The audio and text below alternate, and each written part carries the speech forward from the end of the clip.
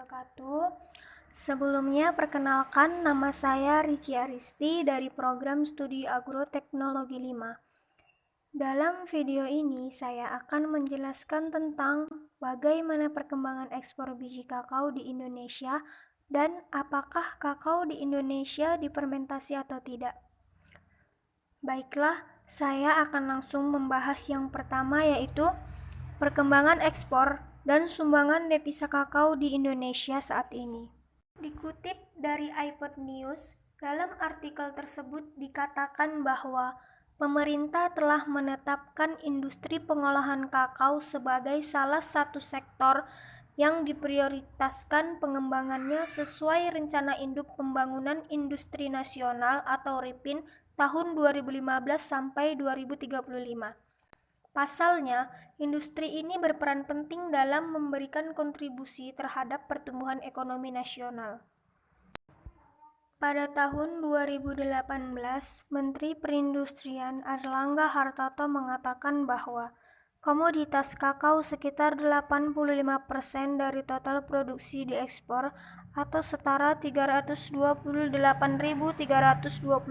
ton.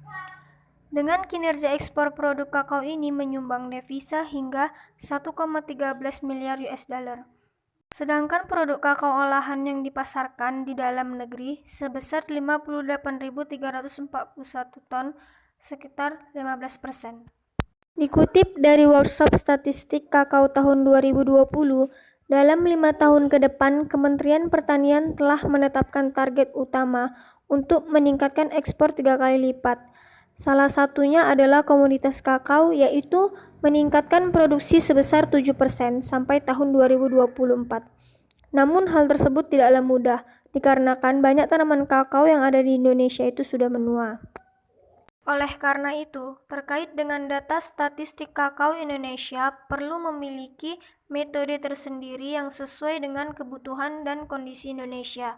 Selain itu, kita harus memikirkan bagaimana cara kita untuk meningkatkan produksi tanaman kakao tersebut.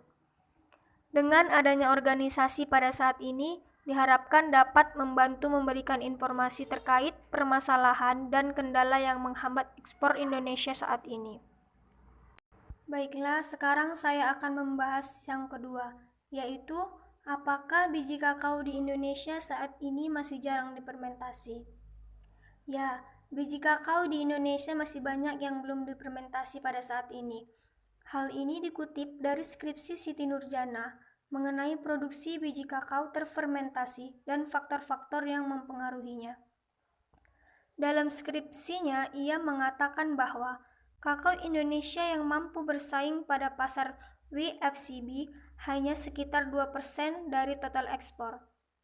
Penyebab utamanya adalah karena sekitar 80% dari total produksi biji kakao Indonesia masih belum melakukan penanganan pasca panen dengan baik, terutama belum dilaksanakannya proses fermentasi biji kakao.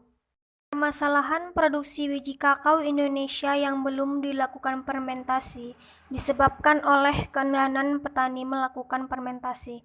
Hal ini dikarenakan secara teknis petani merasa tidak mudah melakukan fermentasi pada biji kakao karena prosesnya yang cukup lama, yaitu sampai 5 hari.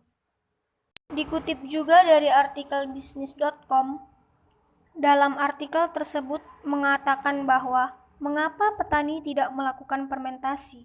Karena harga biji kakao yang difermentasi maupun tidak itu hampir sama. Hal tersebutlah yang menjadikan petani tidak memfermentasikan biji kakao mereka. Baiklah, sekian video dari saya. Bila ada kekurangan atau kesalahan dalam kata-kata saya mohon maaf. Terima kasih.